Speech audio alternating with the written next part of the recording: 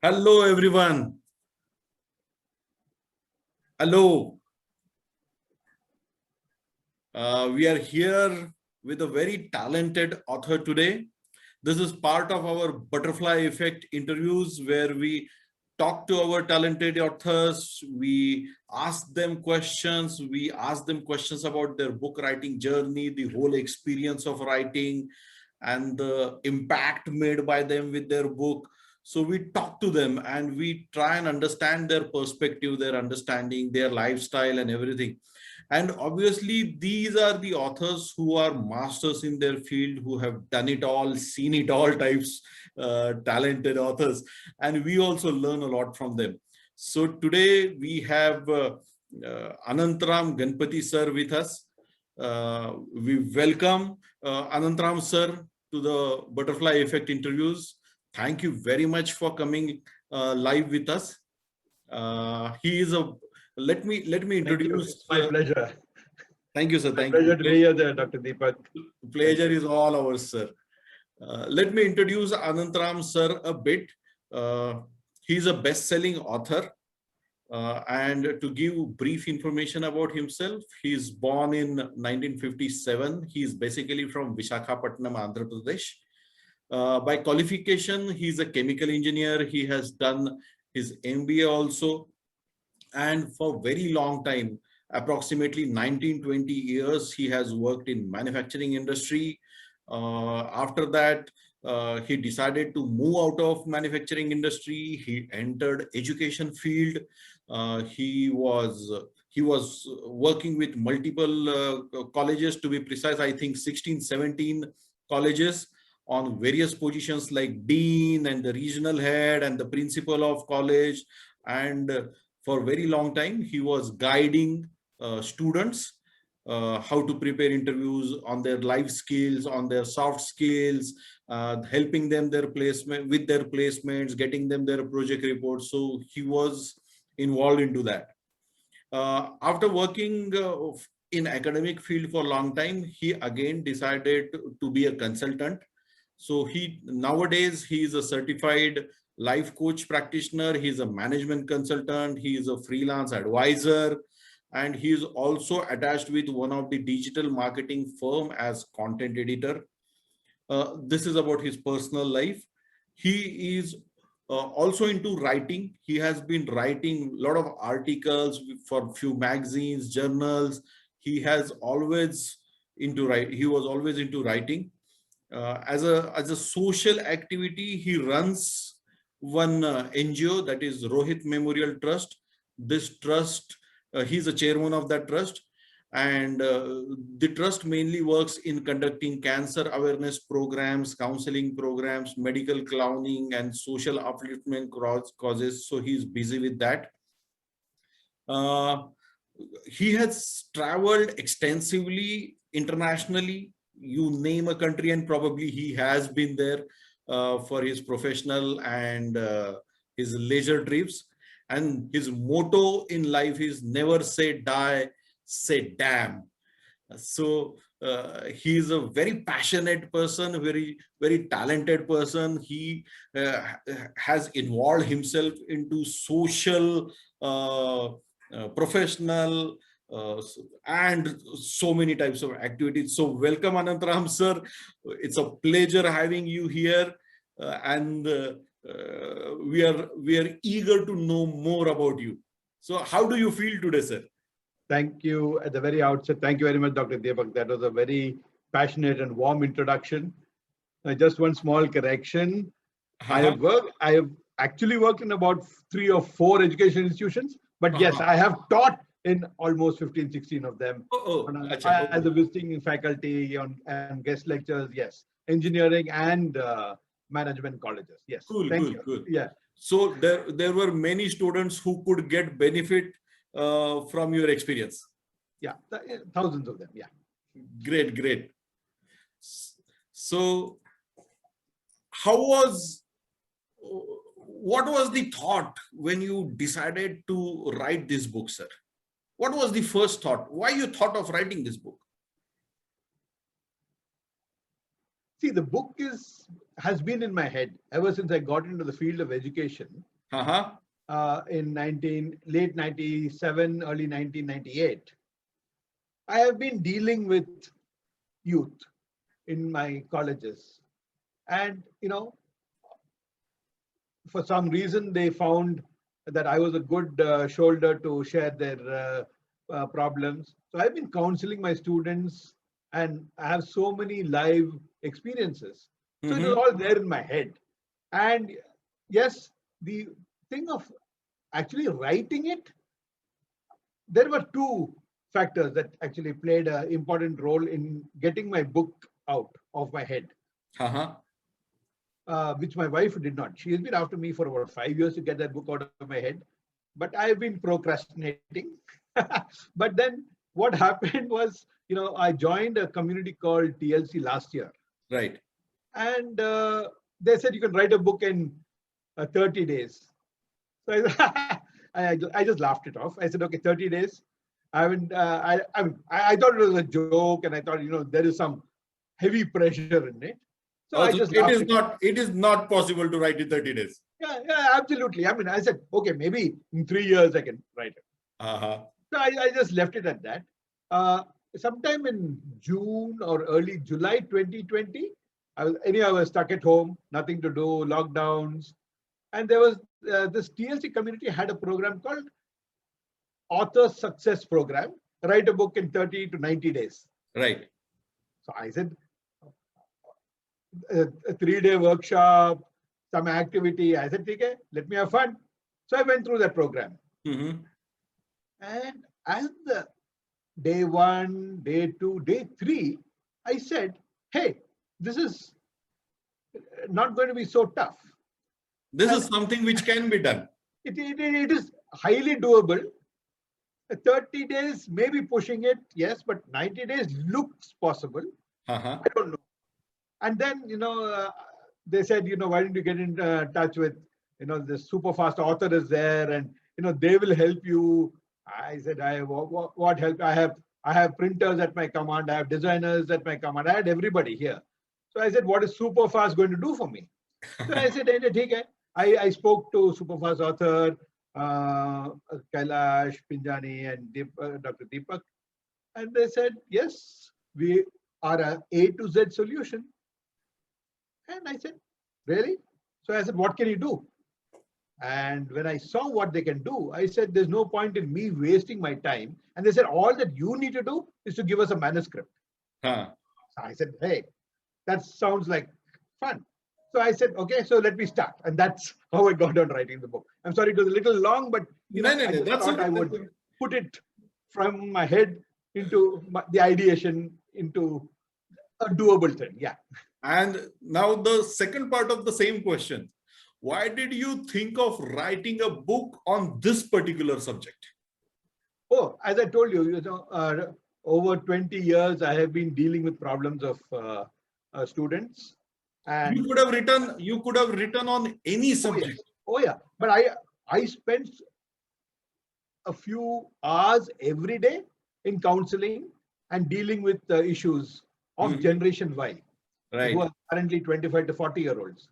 And some of my students, very good students, very nice people, divorced, having issues with their children, having issues with their spouses.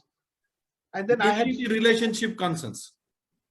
all relationship concerns and very simple concerns, complicated by the complicated minds, which luckily, my generation didn't have.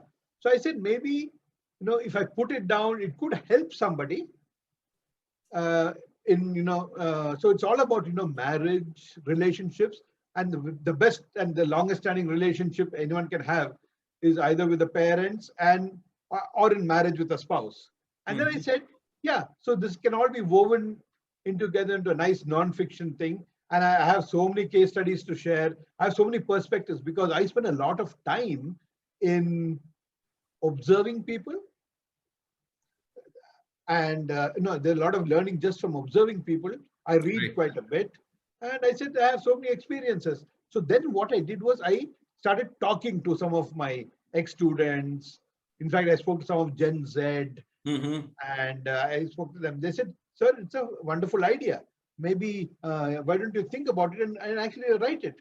So I got a lot of support, a lot of Right. inputs. So I said, "Yeah."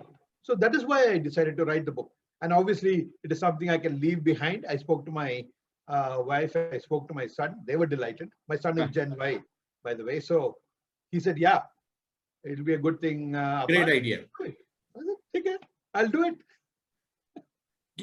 Will you please show your book to your audience today? I Sure, have sure, a sure. copy with me. I have a copy with me.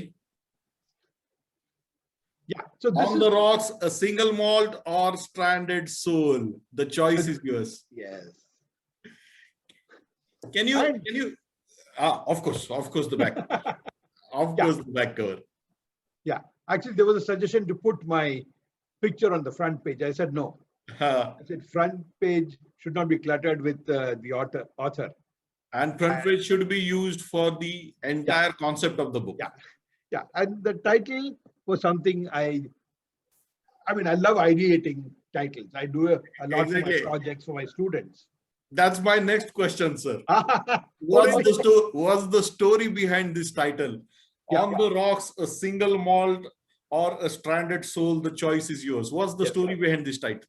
right. So on the rocks. Now, those of you who love your whiskey know what on the rocks is. Have just plain whiskey with a dash of water on lots of ice, and that's the best way you could enjoy the single malt whiskey. And that is celebration. So when you say cheers and you have a whiskey on the rocks, it's celebration. Right. On the rocks is also, I see a lot of it happening in my coastal city of Vizag. People don't know what to do. They're fed up. They're frustrated. So they want a desolate place. And being a rather rocky coastline that we have, I see many people, just sitting all alone and ruminating. So I said, yeah, somebody can be on a rock even, if he's depressed or desolate. So I said he could be a guy who's celebrating with a single malt, or he could be an unhappy, depressed guy stranded in life. Right. And then the choice is yours. Every individual, every human being has a choice to be happy or unhappy. You decide. Happiness is not bought in any marketplace or a supermarket. No, it is within. It is in each one of us where to find happiness. Right. And this I learned in a village where we have a small bit of land, and the villagers there are so happy. They're penniless. They live on a daily wage if they get it, and all that they want is their 200 to 300 ml of country liquor in the evening, and they're happy. So I said, these guys find happiness. Why the hell can't I? Why can't everybody find happiness? And your pockets and your happiness has no correlation. Huh? Your pockets could be empty, but your mind could be full of happiness and joy. Yeah. In fact, the most unhappy people are the ones who have crores of rupees, because they're unable to hide it, they're unable to spend it, and they're unable to show it. And I think they are unhappy. And there is a greed. Even there is a greed to earn more. Yes. So they are not able to. Probably they are not able to enjoy what they have. Nature, greed, human nature, basic instinct, greed. Yeah. Oh, cool. So that's the story behind title. Yes. Okay. And I must compliment Wings Publication, Dr. Deepak, for giving brilliant. I mean, the title. They said they'll give me 20 versions. I said only 20. They gave me this one version, and I just fell in love with it. They gave me one more, but yeah, I guess just because they had to. But this was mind blowing, and I got all the plaudits for this cover page. Thank you so much. Thanks a lot, Sam. So can you elaborate a bit on the content of your book? What exactly you have tried to cover in your book? Yeah. So as I told you, it's about relationships. So what I have done is I've started off on explaining the current generations today, because right from the baby boomers, then down to Gen X, Gen Y, Gen Z, and Gen Alpha, who are the currently born after 2010. And I see all these people, and I'm focusing somewhere in the middle on Generation Y, because they are the most confused lot. Not the ones earlier, not the ones later. Interestingly, Gen Z and Gen Alpha are pretty clear-headed. Oh. Oh yeah, that's what I found, because my friend circle extends right from 10 years old to 90-plus-year-old people. Cool. And they come to my house. I play games with small children, and they have issues with their parents. The small children have issues with their parents. The elder ones have issues with their parents. Parents have issues with their children. Vice versa. It's all that.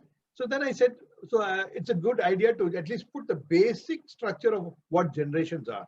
So I've done that. And then I've taken the journey in stages, using marriage as a base. So pre-marriage, post-marriage, during marriage? Yeah.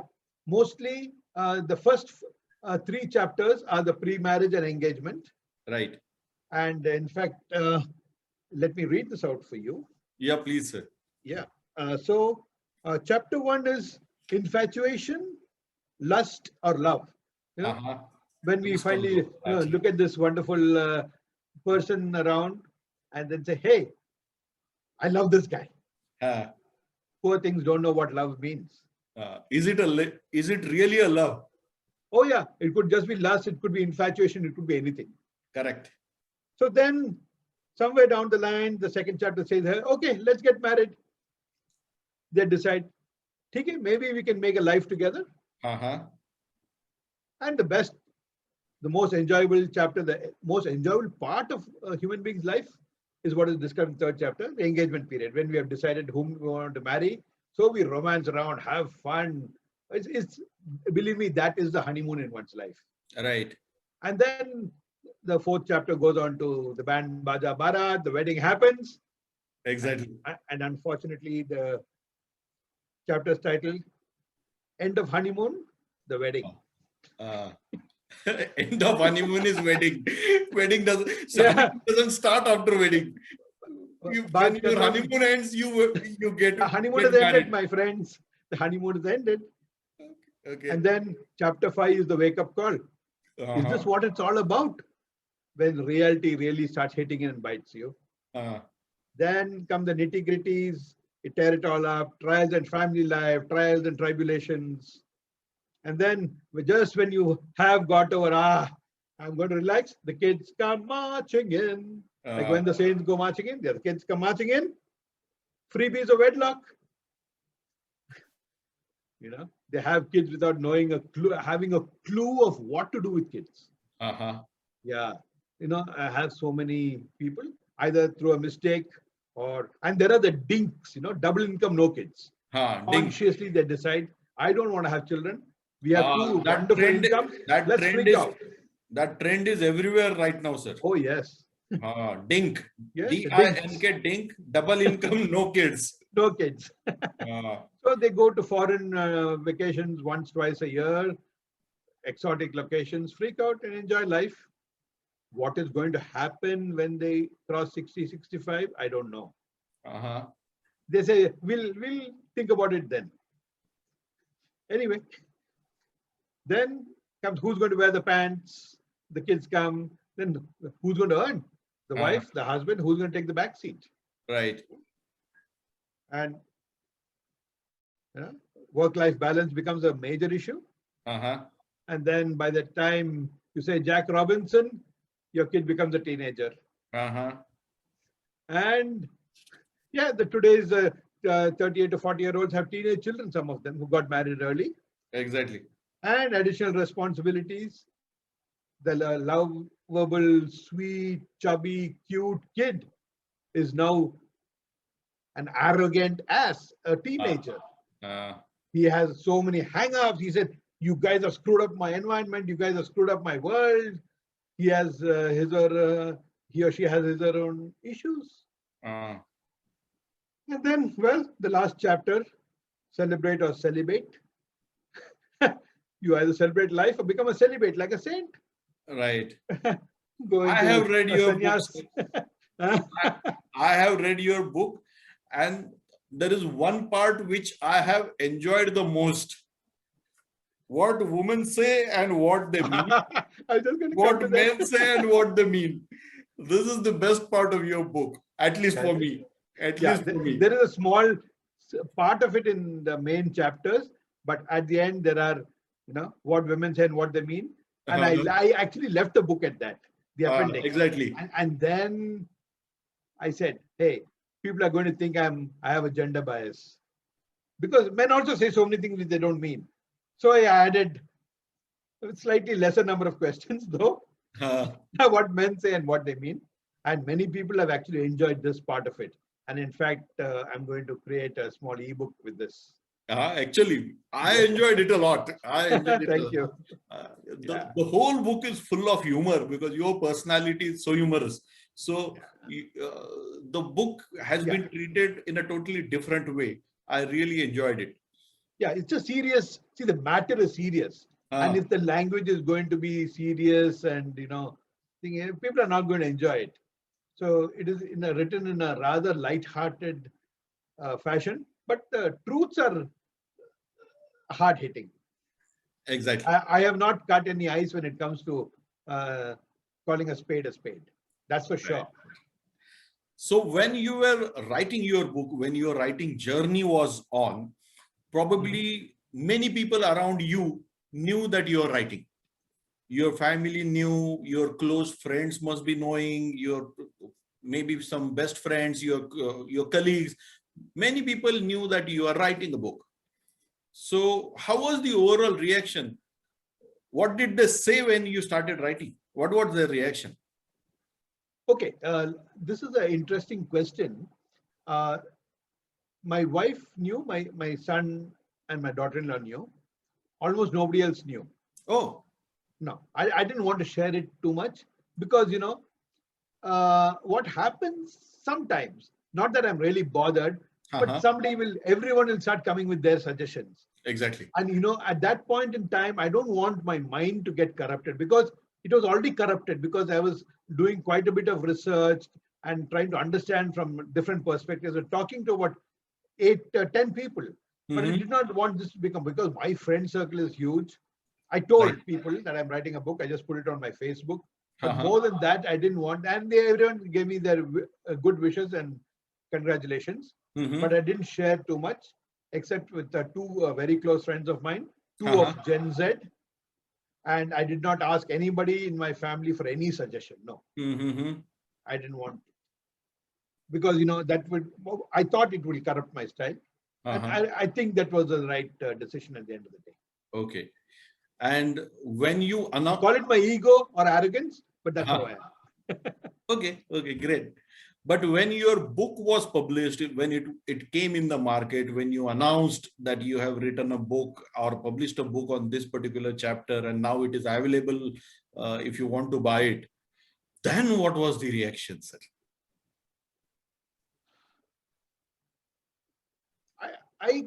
I sensed jealousy. Jealousy? Oh my God. Yeah. What kind of book can this fellow write? Some people said, wow. Most of them said, wow. Some people suddenly stopped communicating with me for some reason. Okay. So either out of respect or out of jealousy. That's why I said jealousy, because I don't know. I just felt it's not nobody expressed that to me. They started looking at you that in a different way, that he has achieved something which we could not. Yeah. And if Anantram can write a book, anyone can. Okay. So I said, absolutely. In fact, even now, somebody said, you wrote a book? I said, yeah, so can you. So I was describing this to a friend of mine, who's a very highly experienced mechanical engineer. He said, Arey, what can I write here? So I was talking to him for a couple of hours. He's in Saudi Arabia right now.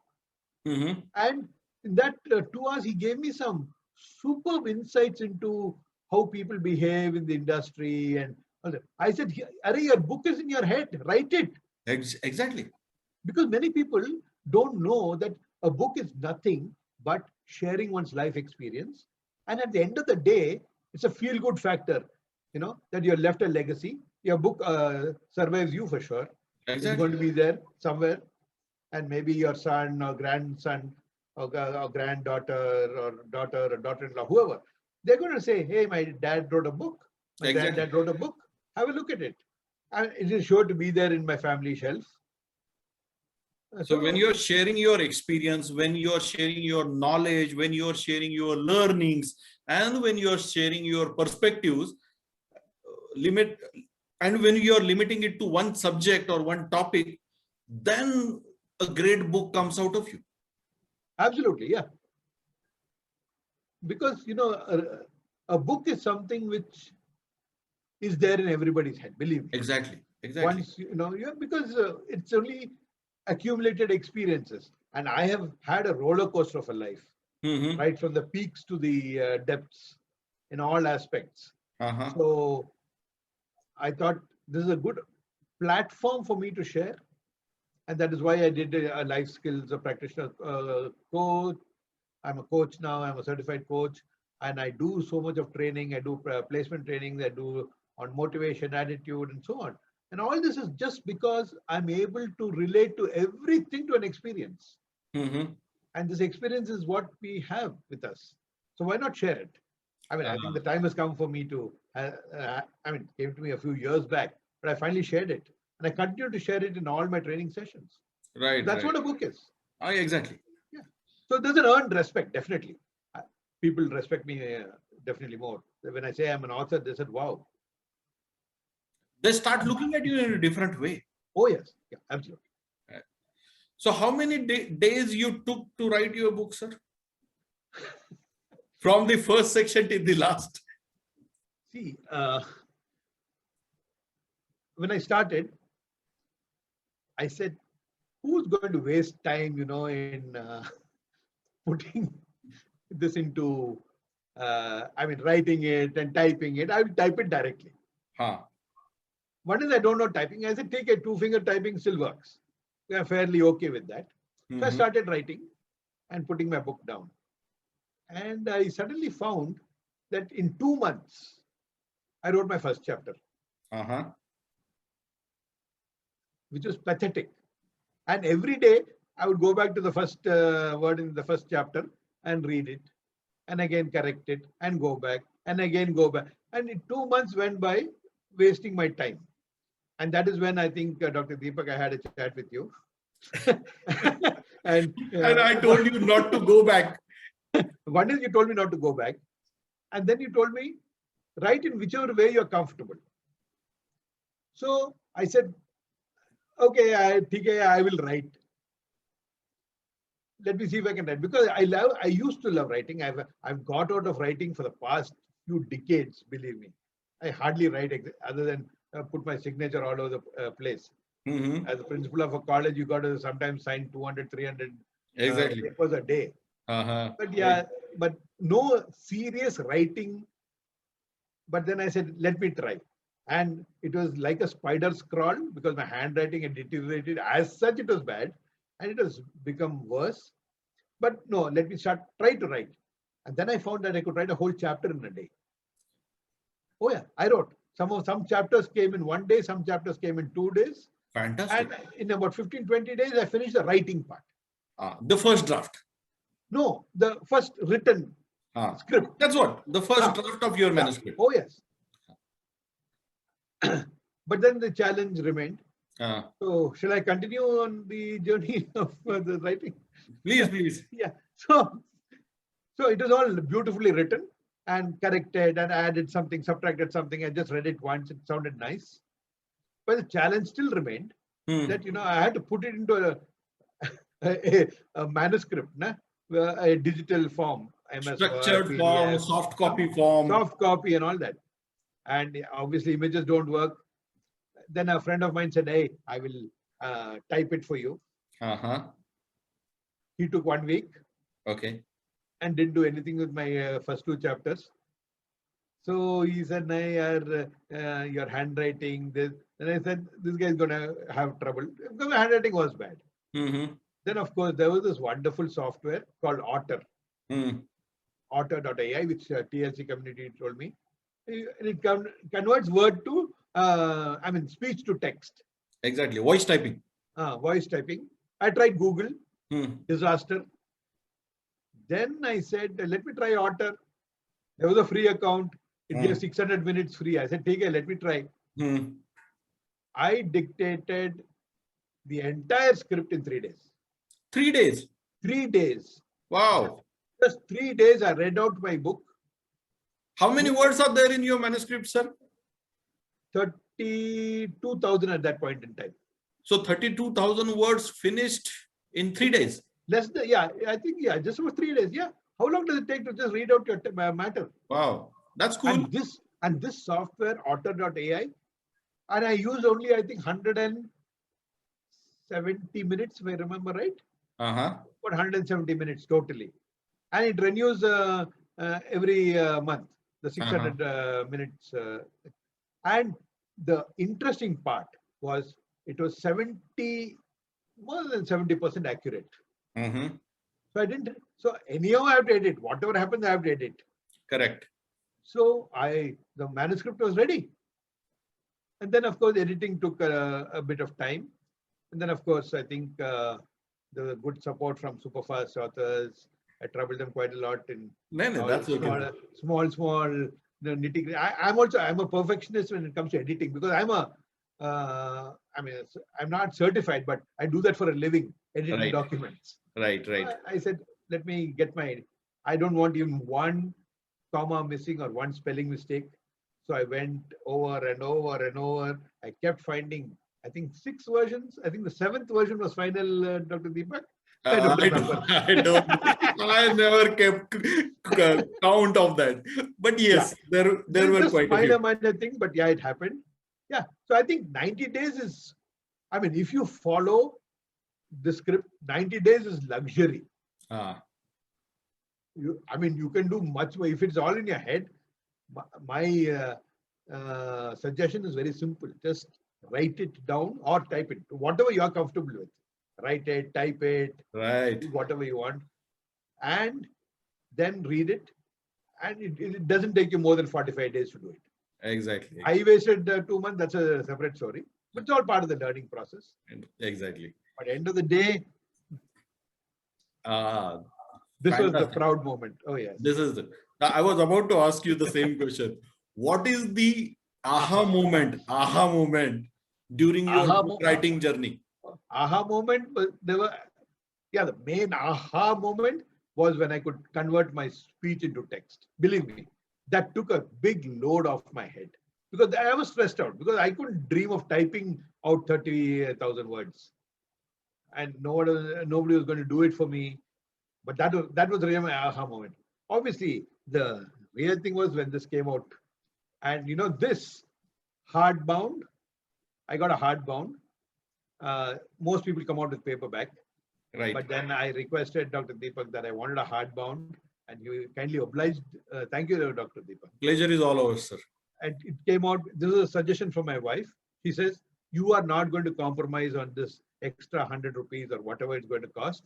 Do a nice lamination. So I got spot lamination here at the back. I got a hardbound done.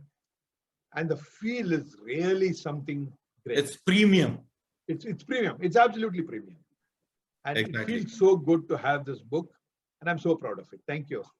Great. Thank you, Wings. Thank you, Dr. Deepak. And Great. So when you were writing your book, you were reading about it, you were researching about it, and then converting your thoughts into words and everything. Did you learn anything during this process? Did your personality change? Did your perspective change? Do you feel that you are a changed person? Yes, I have. I have become more tolerant to people around me. Yes, because I'm rather short-tempered and rather too frank when I talk. That has been difficult to change. But yes, I do understand life better. I do understand relationships much better today. Because when I go back to even my earlier experience, then I say, okay, probably this is good, but probably this is better. Exactly. So and the way I deal with my own family members has changed a lot. And I've probably I am practicing a bit more of detachment. So so that, I don't get into other people's hair or into their lives, which they find a little strange, because sometimes I used to do that. But now I keep myself totally withdrawn and stopped commenting on people. These comments that we pass on people, it comes so easily to each one of us, but that has reduced substantially, because I understand why certain people behave the way they do. Yeah. So you have evolved as a person. Oh yes, absolutely. I keep evolving. Oh yes. Fantastic. I try to practice everything that I have written. Fantastic. Yeah. Though it is my experience, I still, certain theoretical aspects which I have taken in, which I've tried to understand and analyze, I'm actually implementing them. Wow. So do you have any suggestions or tips for those authors who are in the who are starting starting their writing journey, or probably they are in the middle of their writing journey? Do you have any tips or any comments for them, any learnings for them? Yes.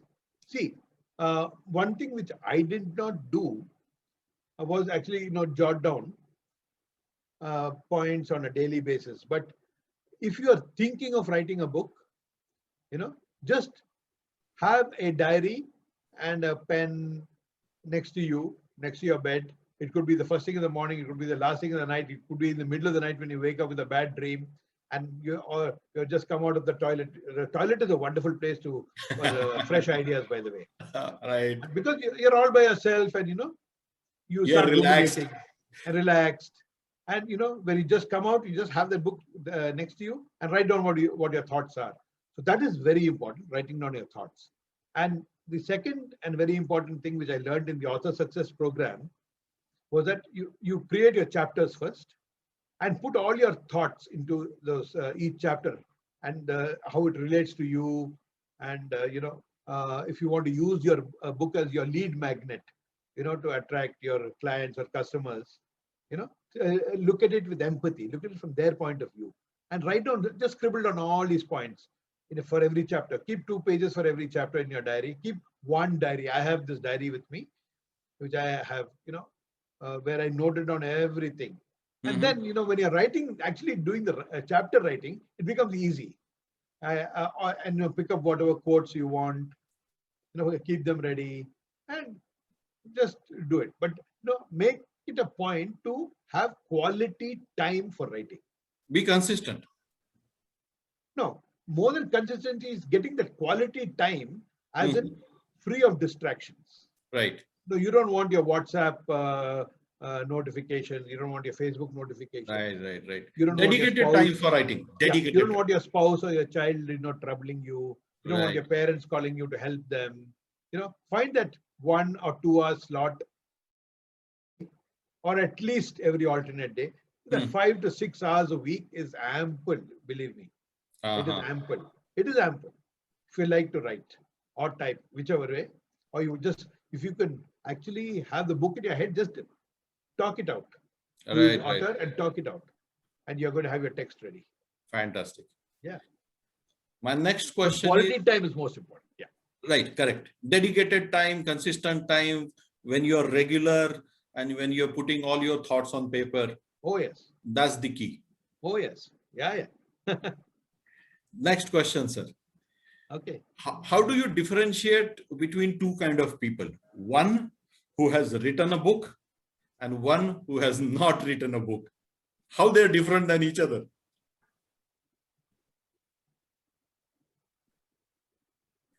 You can't differentiate unless you talk to those people. Once you talk to that person, you will find the person who's written a book very insightful, very practical, and I would say knowledgeable, but who would be really a hands-on person. Because you talk to a professors, some of these professors who have written, they say they've written 300, 400 page thesis and PhDs and got doctorates. But I'm sorry, then they can't be authors, because most of what they do is copy and paste and just reframe sentences. And some of their books are just a rehash. But a person who's passionate and a person who's original is an author, in my opinion. And how world looks at a person who has written a book, and how they treat someone who has written a book and someone who has not written a book. How they treat both these types. End of the day, you are treated for the person you are. And this book writing process of becoming an author is a catharsis of one's personality. You absolutely change your entire personality and perspectives on life. If you are, because it is your passion that is actually coming out when you write a book. Right. And when your passion comes out and it is there in front of you, you're going to change as a person. You have no choice. And you're going to change for the better. And people are bound to treat you maybe with envy, but definitely with a lot of respect. I still remember one experience which you had shared with me, that your neighbor had called you and oh yes, that was can I share that? Yeah, please.